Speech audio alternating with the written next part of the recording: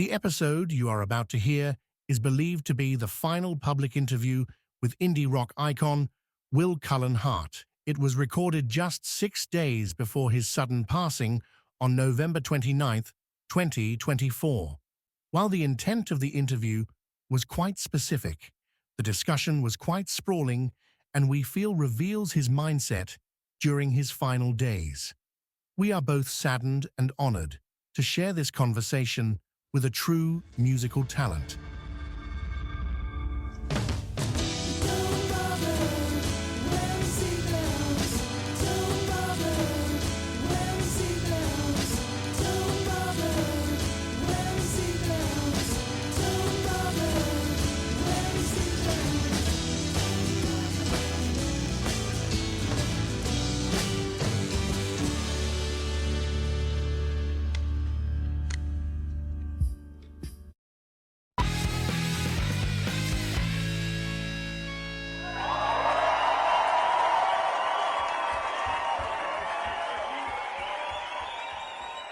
Thank you for joining us. Matthew and I have been doing this series for a while, sort of exploring the world of Elephant Six, and Patrick, being very familiar with that world and being a fan.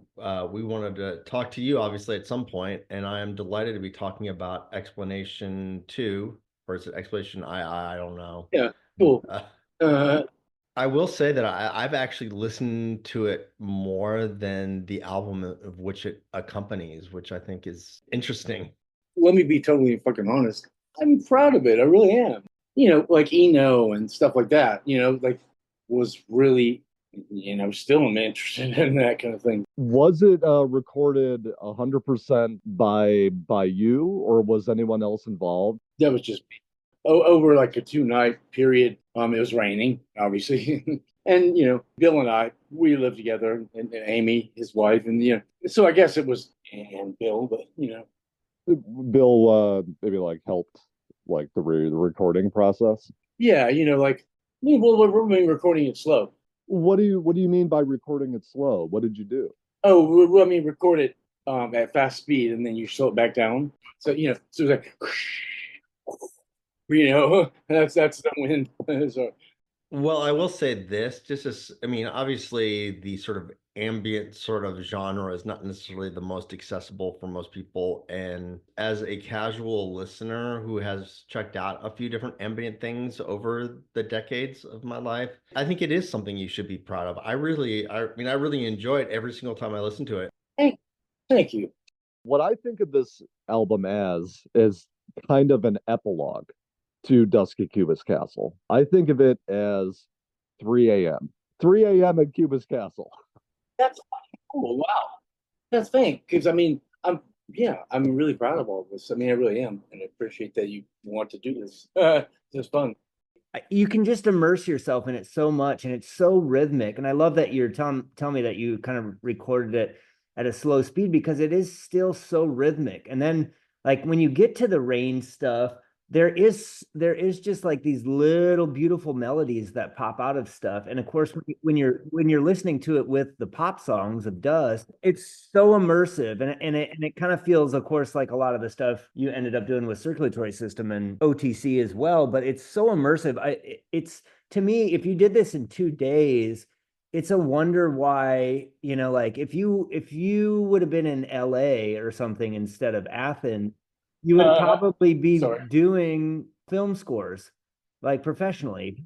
Thank you. Wow. I would love that. I would love that hint. If you have anything, What is in your mind, what is Explanation 2's relationship to Dusky Cubist Castle? What was behind the reasoning behind releasing it as an additional disc with the original CD release? I like the idea of, at the time, of course, 96. So I kind of felt like that was our kind of wheelhouse. So I can tell there's organs and things, and of course there's bells at the beginning. But how much of this is household items or just mic'd weird things and delay, and how much of this too is other people's like dream sequences that they sent you, or was that not really, you hadn't really collected things yet that you would end up using on Black Foliage or whatever? No, not really. To be honest, I don't, not that I remember at least, but yeah, I mean, like where the birds and stuff like that, that's half speed, because I like the sound of that better than, chirp, chirp, chirp, chirp, it's like, oh, I mean, sorry, that's the bird. Yeah. At like half speed, so it's like, next time you hear it, you'll be like, oh, wow, I see what you mean. You could tell it's half speed out Do you still have the original tapes of this that you could put out at real speed to just kind of show everybody? Yeah, I don't think so. I don't think so. And I'm like, well, I was going to say, yeah, I don't think so, actually. Well, we are coming up on the 30th anniversary of it, so. When I turn 25, yeah, I'm 25. I just turned 25. No, I'm 50 something every year. I mean, man, 30 years. I mean, see, that's crazy to me, though. It really is. I mean, of course, it's crazy to you too, but Yeah. not the band. Oh, okay. And see, I didn't discover this 30 years ago. I found you guys when Black Foliage came out. Actually, on the tour for Black Foliage, with when you guys were touring with Elf Power, I saw you. Oh yeah, wow. That was my introduction to Olivia Tremor Control, and it was life-changing for me. Okay, wow. Okay, you liked it. An opinion. I'm asking you. Everybody likes the Dusty Cupid's Castle, and not Black Foliage because it's dark psychedelia. To me, I gotta say, dark psychedelia. Yeah, no, I don't know if you'll remember, but I actually met you. I came to your house and we talked in your backyard for about an hour. Oh shit. Okay. Of course I remember, man. Dude. I talked to you about how honestly Black Foliage to me is the apex of psychedelia. Not even just the apex of psychedelia, it's the apex for me of music, period. It is my favorite album ever made. Black Foliage? Wow. I know that Dusk gets all the attention, but for me, it's Black Foliage all the way, 100%. Thank you, thank you, thank you. I mean, dark psychedelia, to me, that's a big deal to me personally. I don't know. It's just thank you. I appreciate that. No, it didn't get the love that it deserves. I've got a friend named Kathy, anyway, but she was like, "You guys should have put that out a year earlier." I was like, "God, you're fucking right." Yeah, I don't know what the problem was that it didn't just sink in immediately that this is the masterpiece we've all been waiting for. But oh my God, it is a perfect album from beginning to end. And I appreciate that. And it's like I just these are thoughts. I mean, Bill, like let me be clear, Bill Doss. I mean, is like I just didn't realize he has such a tinge of sadness. Honestly, it's like the last song on there. Love having parties and all that. I was like, oh, I loved. I loved that one, and that was one that the band had worked on. But I was just like, really? I mean, we know each other well enough. It makes me sad actually. I know. I'm sorry. It's like, yeah, well, no, it's like, we're having parties and all this stuff. It's like, God, what is that? What is that line? What is that line? Momentum gaining. I was like, holy shit, Bill. We can be real. It's like, I was like, holy shit, man. I mean,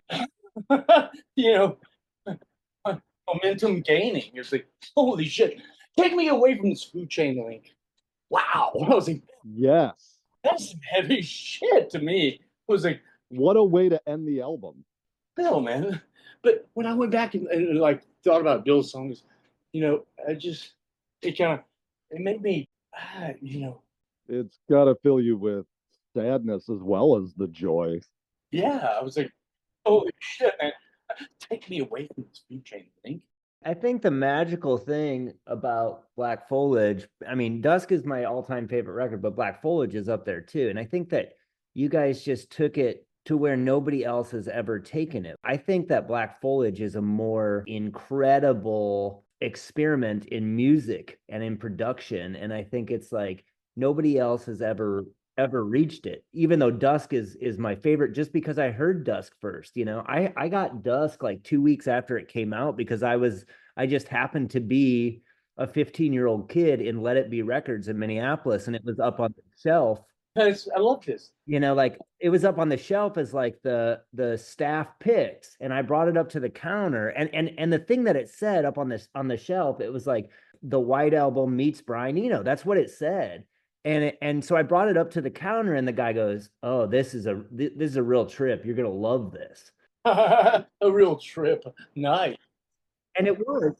And from that day on, it's been my all-time favorite record. And to be, like 19 years old, 18 years old when Black Foliage finally came out, what an experience for like a kid who is into music, who plays music, whose favorite band puts that album out. I mean, can you imagine that?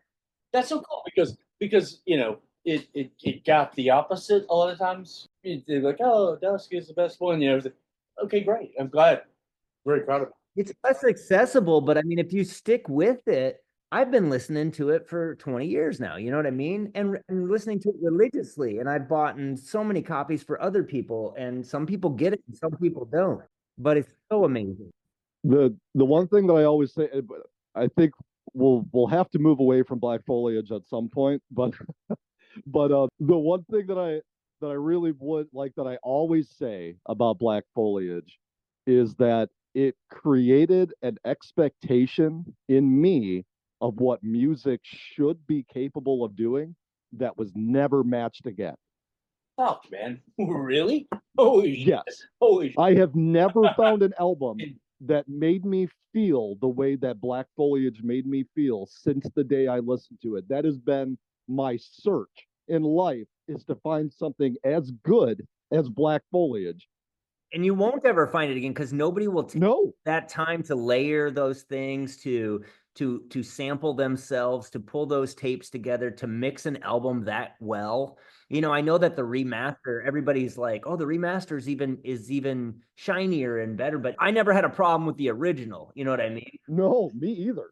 Yeah, thank you. I didn't either. I mean, not to be a jackass, but no, I'm very proud of it. Look, I mean, I don't know if this becomes clear or not, but once you know the two records, it's the exact opposite to me. It is. Wow, yeah, Discograffiti Castle. That's some ridiculous sounding shit. It is real and all, but it's like Black Foliage. It's like, holy shit. Yeah, I remember being at my mom's house, one time, and it was like some magazine that was, at our house. I was like, Black Foliage. I was like, wow, those two words are great together. I don't know, man. Is it? I don't think it's a dark album. I think it's just real. And I'm proud of that. Do you really want me to fuck shit up right now? Fuck shit up, Rudy. Yeah. Okay, speaking as somebody who, for whatever reason, completely missed, I mean, really the only like Elephant Six related stuff that I was even familiar with back in the 90s was like a little Ladybug Transistor. Yeah. A little bit Apples in Stereo. That was like it. But even then, I wasn't like deep into either band. And then now, as a guy who is in his early 50s, being introduced to some of this stuff, I'm like, holy fuck, this stuff is awesome. But I think Black Foliage, of the proper, quote unquote, proper albums, I enjoy it more in 2024, or I guess 2025, when this actually gets posted. In theory, it's the one I actually enjoy of the two, but to really fuck shit up, I actually think Explanation 2 is the strongest of the three for me personally. While I enjoy both those albums very much, there's just something that Explanation 2 does to my brain when I listen to it. It does something to like my pheromones and hormones and my mood, whatever, that I really enjoy. Like, I go out, it's the only ambient sort of record that I go out of my way to like listen to, where I think most of the other ones are just more sort of accidental, like, oh, hey, yeah, I'll listen to that right now. Yeah. Yeah. What? Sorry. Yeah. I think the thing that makes the record so good and makes the ambient stuff so good is that the pop songs aspect of it are like top tier. They are some of the best songs I've ever heard in my life. And then you mix it with, Man, thank you. That's the long piece on Dusk, or, some of the longer instrumental pieces on Black Foliage. The payoff is like that you get through those long pieces and you get to the how much longer can I wait? And then it just goes into one of the greatest pop songs of all time. I've sat with friends in a car and made them listen to 8 minutes of water dripping and cars driving by to get to that point of the, how much longer can I wait? And just to see their face, it fucks with people. They're just like, how is this real? I've talked to so many people about it. It's just like and especially people who make music. Yeah. And like, the thing I think about your songwriting, Will, that I love so much, you're going from E to D. You're just like, okay, we got these, you're just going back and forth to two chords, but you can make that two chord song so incredible with the flourishes and the touches and the melodies and the things that you do and the atmosphere you bring with it. It's so mind-boggling. I mean, I got really into like music concrete, so that was a big deal to me for Black Village myself personally. Yeah, I mean, it blew my mind. It's like, holy shit. I mean, when you realize like how to do certain things, like slow it down, or that kind of shit. It was just really, really a new thing for me. It's like, holy shit. And I love how patient the music is. Like when you guys played live, it's a lot more up in your face and like, So punk rock. it's very punk rock live. Fucking thank you, punk rock guys. Going back to why these albums are so incredible and why Explanation 2 is incredible is the sequencing of not only the songs or the cycles, but it's like every single album has like this arc and ends with such a masterpiece that just leaves you hanging, but also ties the bookend up. And as far as the way that two albums start, I don't think there's two albums ever made that start more excitingly. You are in the story right away. Yeah, like recording with Robert Schneider and the first album, Dusk. It's like every single person, like Jeff was there, Julian, and all these people. I mean, we all did some guitars. I didn't have any like real what should start the album, but that was it. Where he's like, man, Dusk. Yeah, you're right. Yeah, and then the choices to end both records, with like two of like the sweetest, just most beautiful tunes that you guys ever produced. Both that records just end so beautifully. Thank you. It's for me. It's my memories are like, man, I wrote that in high school. I mean, I did. I was 17. It was like, we're in the movies. Honestly, watching. We Daniel Johnston, major fucking big deal to me. Still is. That's what I learned from that situation of how to do like that. We're in movies. I guess I wouldn't have thought that Daniel Johnston would be a big influence on you, but now that you say it, I can see that. Oh man, look, more songs of pain and more songs of pain, more songs of pain. Just it's just no. It's if you don't know it, please get it, and I think you will really love it. I mean, maybe he won't, but it's a big deal. It was a big deal to me. Oh no, he's fantastic. More songs of pain and songs of pain. They're some of the best fucking songs. I mean, I'm getting right now. We're getting, it's like the song "Pow." It's a big deal to me. How to write songs, craft songs. I'm 16, 17, somewhere in the tape to tape, kind of thing. It was so fucking fun and interesting, and that's what I learned from Ted. It's like, yeah. It's Hell yeah. if I had my own way, I'd be with you here today. But I rarely have my own way. That's why you're not here with me today. I mean, those kinds of things I just learned. So Patrick and I have been colluding a little bit, and I brought this up to Rudy, but I think I talked more about it with Patrick. And I want to stress that I don't want you to feel in any way obligated to say yes to what I'm about to ask you about because you're on here. Because like if you think it's a bad idea or you just don't want to do it for any reason whatsoever, then we'll just not put it in the podcast, so you don't have to worry about like being embarrassed. Patrick and I have, and Rudy, we have this idea that what we would really love to do is see you put out Explanation 2 on vinyl. Oh, I love that. I love that idea.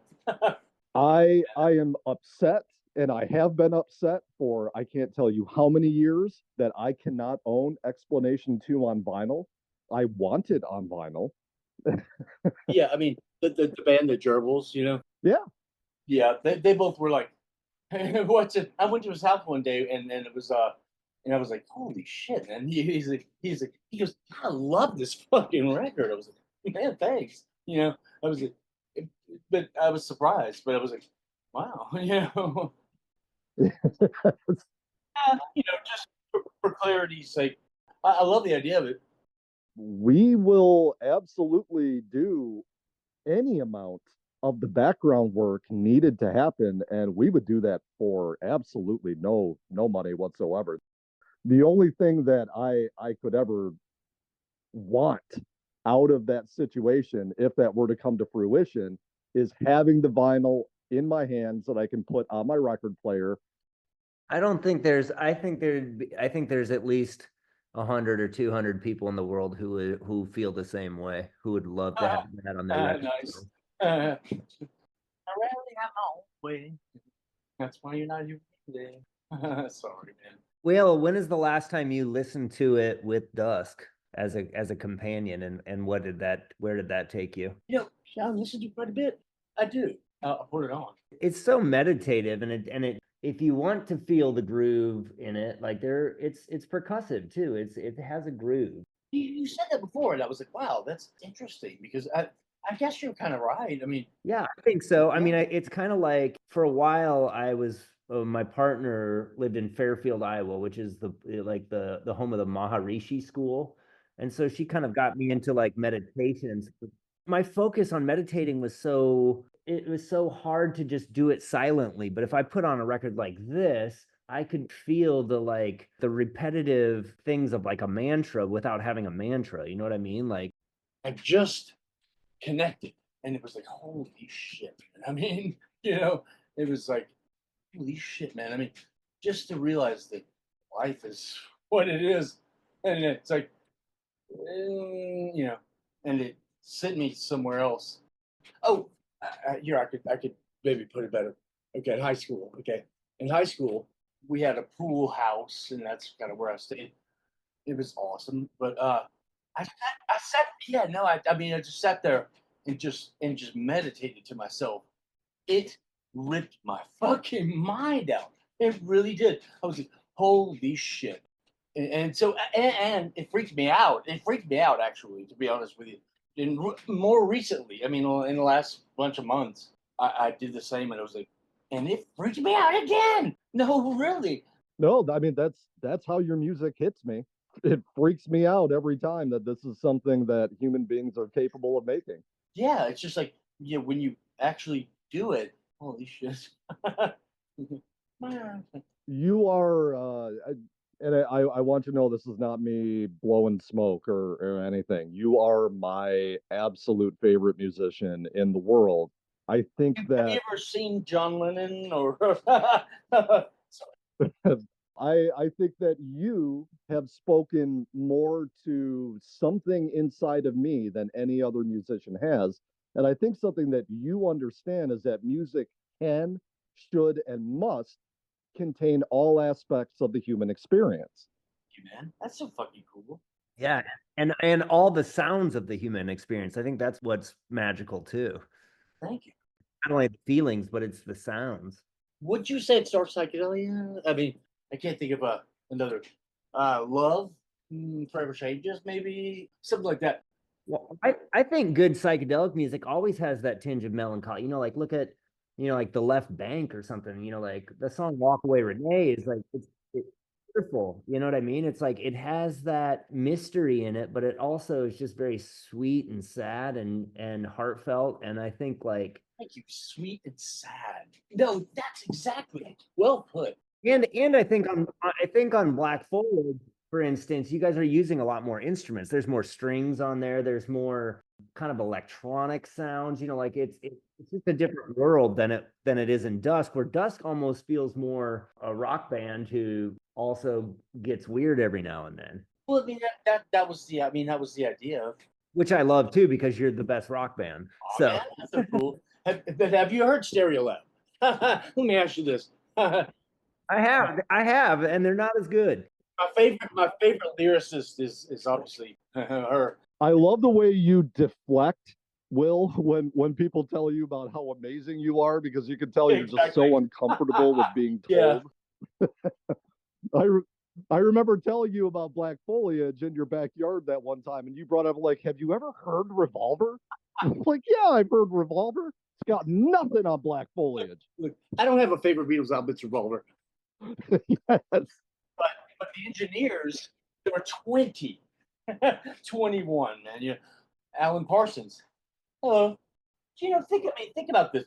There was like 20, 21, it's like, wow. It's interesting to me. Some of that Alan Parsons Project stuff is sung by Colin Blunstone of the Zombies, so it kind of gives you that. Colin Blunstone's great. Yeah. Yes. Let's be clear. Sorry. Do you ever watch 30 Rock, the show? Alan Parsons Project. The Alan Parsons Project. That's just the best show, man. Speaking of Alan Parsons, the thing that the Olivias always did for me, I always compare you guys like 10 times. You guys are like the Beatles times 10, but to me, it also has the vibe of Pink Floyd post Sid, pre Dark Side. That time of the band where Pink Floyd's trying to figure it out. Like metal or something. You say free. Yeah. Yeah. You guys are like trying to figure it out, but you guys are thinking faster than everybody else around you, so you can just figure it out faster. The Pink Floyd is my favorite band growing up. Really. I think the thing that's so special about Olivia is that the albums are so like expansive and stuff, but there's really not much music out there compared to a band like Pink Floyd or the Beatles or even Daniel Johnston, or what I mean? And you guys all went on to do really magical things after Olivia's, but like that it is so compressed into these 2 records and the John Peel stuff and the avant-garde EPs and the singles and stuff like that. It's just like this little pocket. Hey, can I sneak in one question about explanation 2? That's what we're here for. Yeah. It sounds like it was essentially recorded in like some sort of fever dream in 2 days, whatever. I guess what was sort of your mindset going into it? What was sort of the inspiration, the motivation into even doing it in the first place? Well, because I was, we learning about new music and stuff, like speeding up, slowing down kind of things, and how it can change stuff. Really, the dog, but it slowed down. That's really cool. So all that must have been cool to discover and all that, but why put it out? Why release it, I guess, is the question. Because me specifically, wanted to do something different than a heavy band that was popular at the time. We were like, can we put out an extra CD? And okay, sure. That's what it comes to, I guess.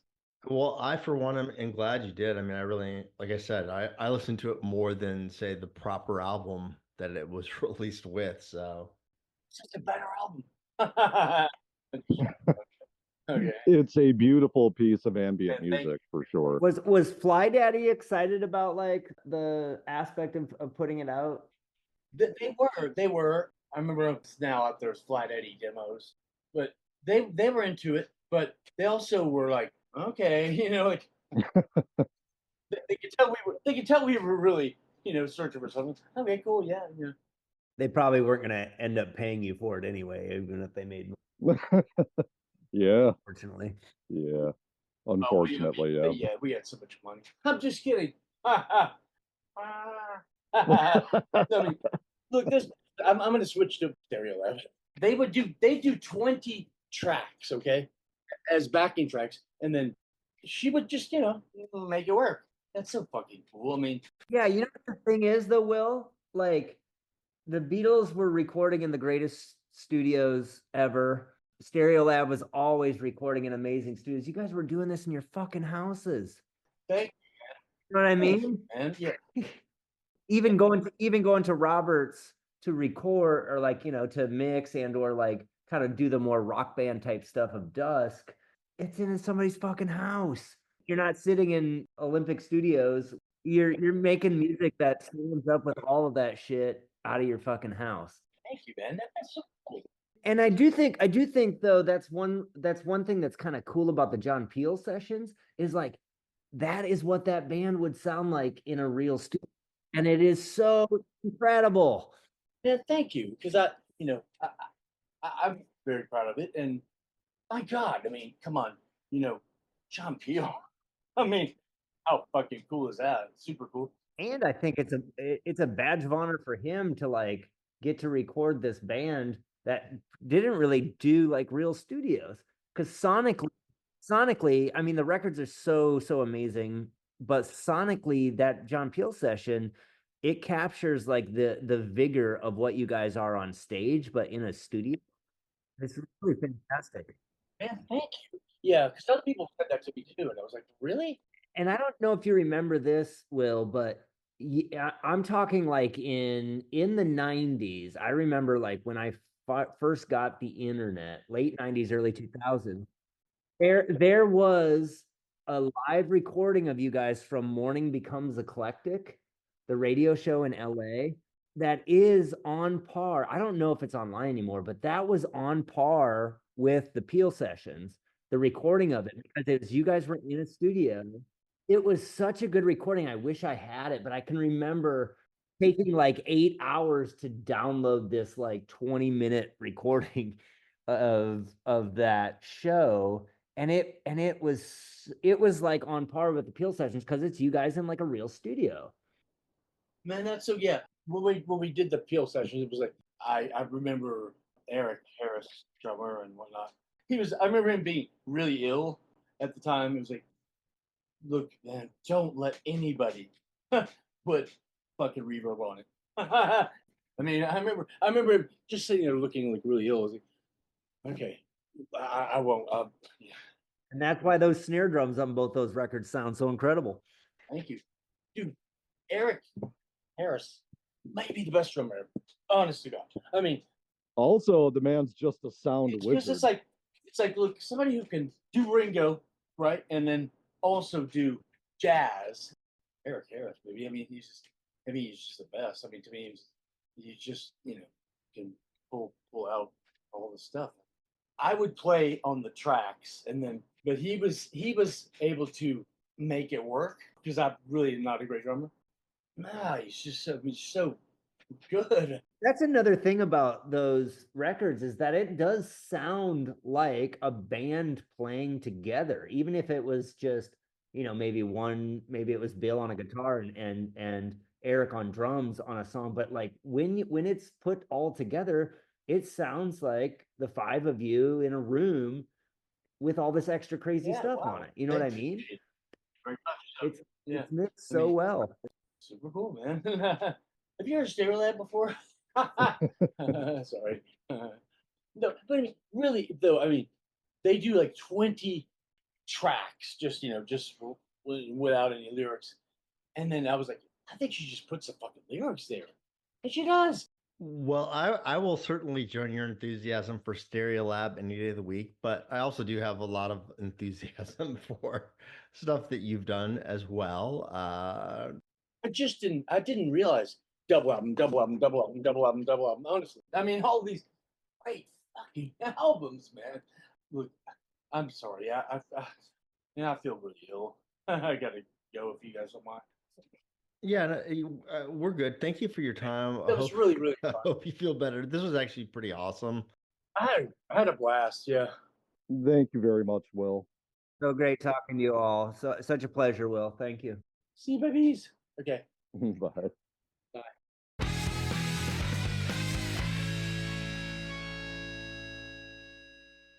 After recording the episode, further plans were made with both Will and his wife Kelly to release Explanation 2 on vinyl. These plans soon morphed into something even better, a full release through the Elephant 6 label. We are proud and ecstatic to announce that everyone will be able to own this beautiful epilogue to one of the greatest masterpieces ever recorded. Music from the unrealized film script, Dusk at Cubist Castle, on vinyl for the first time ever.